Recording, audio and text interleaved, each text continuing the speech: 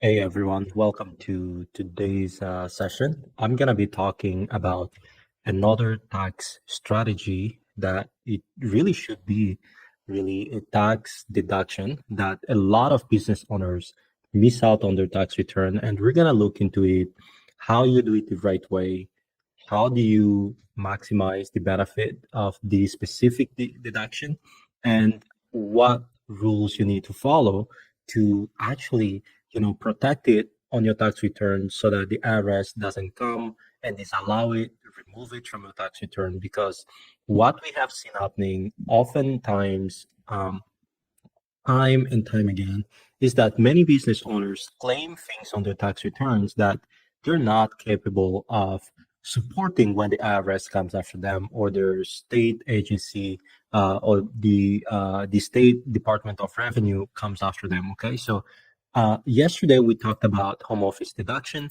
and today we're going to be talking about meals, right? All of us spend money in business meals, but oftentimes people don't really know what are the rules around the meals.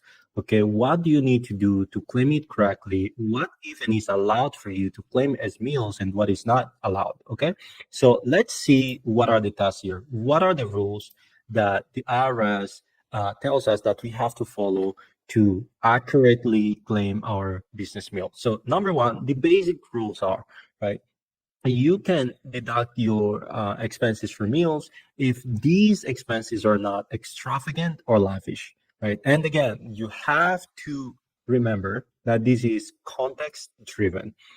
Okay, this has to be reasonable based on the facts and circumstances. Okay, so let me give you an example. If I am a remodeler, right, I run a remodeling business and I go out with the guys, right, and I have a McDonald's or a meals at Chipotle, right, that's reasonable based on my circumstance. It's not extravagant, it's not lavish.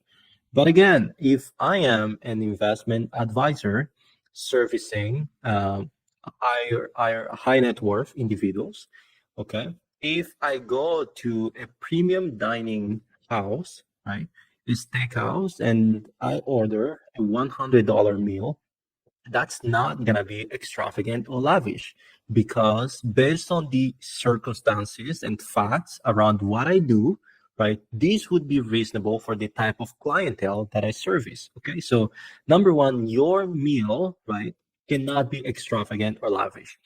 Okay, and the second thing is that you need to have your meals incurred for the purpose of businesses. You cannot take your spouse to a date and call it a business meal deduction. Okay, that's just cheating. There are other ways we can teach you how you can actually make that work. Your spouse or kids, right? How you can expand your business meals to include them, right? There is legal and good ways to actually make it work. So that's the part one qualification. That's the basic requirements.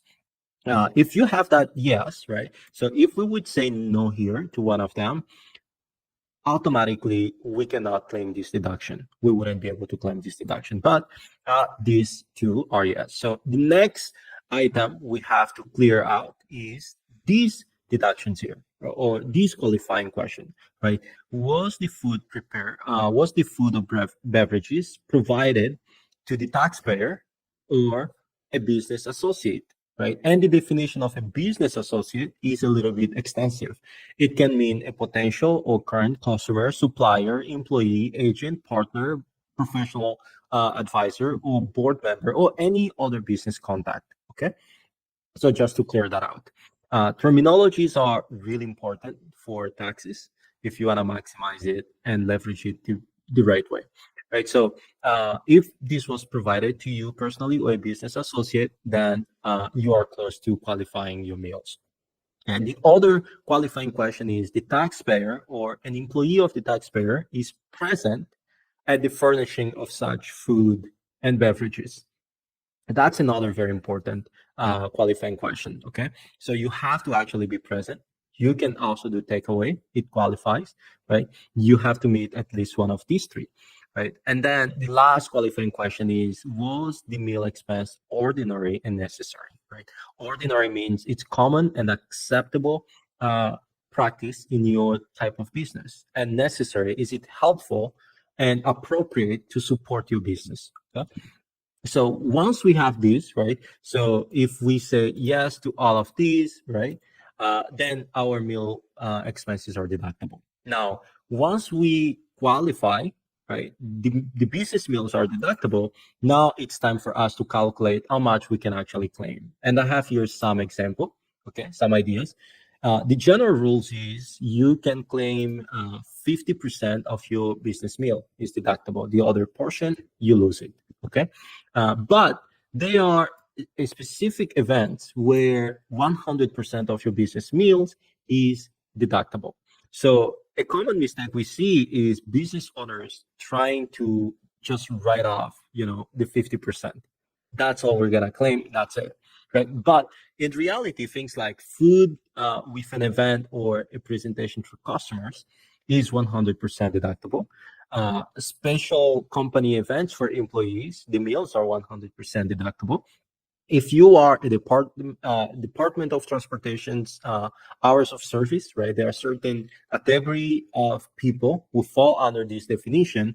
They can actually get 80% of their business meals deductible. Okay, so here, right? Once we run that, right? So hypothetically, these are the total. Right, I'm gonna show you what happens if you just write off 50% for everything versus following the correct categories of expenses. Okay, but what is actually included in the cost of meal? You can write off the cost of meal itself, the tips you pay, so tip up, taxes you pay on your meals, beverages, but you cannot deduct transportation costs to or from the place you're gonna be having the meals. Okay, so and now that you know, you can leverage not only the 50%, but also the 100%. There are places where you can deduct 100%, right? Now we can see the result. And this is where really, where the difference is significantly highlighted, right? So if you mix up all of your meal deductions, right, the total you could, excuse me, you claim based on our example is only $2,200, okay, with some changes. If you follow the way we do it, right, your deduction is actually at least 1,500, dollars more, right? So based on that, you could be, if you follow our rule based on these, you could be saving close to $1,000 if you did what we just showed you. Now, once we have seen that, now we need to look into how you protect your deduction, your tax deductions, right? So that the IRS doesn't come and just disallow it. Okay. And this is really the place where a lot of business owners sadly fall short. Okay.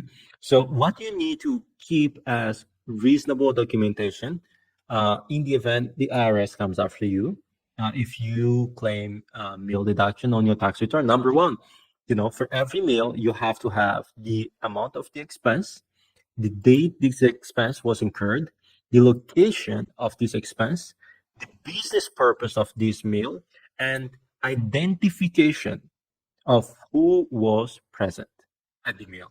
Okay. So if you don't have none of these, if you have, let's say, let's put here, you have the amount, you have the date, you can see in the receipt, but the IRS often doesn't take the receipts as enough, right? You actually have, we have created a meals log that we share with our clients to use them, right, just for situations like these. Okay, so this is actually what you need to have to document your meals appropriately. So I'm gonna wrap up things here. I hope this was helpful to you.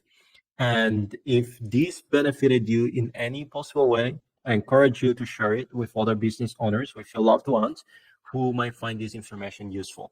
And please follow our pages on social media so that, leave comments, likes, just to let the algorithm know this is good information. Other people need to hear it. Other people need to learn these things. And if you need our help, we're here to help you. Shoot us a text message, leave us a comment.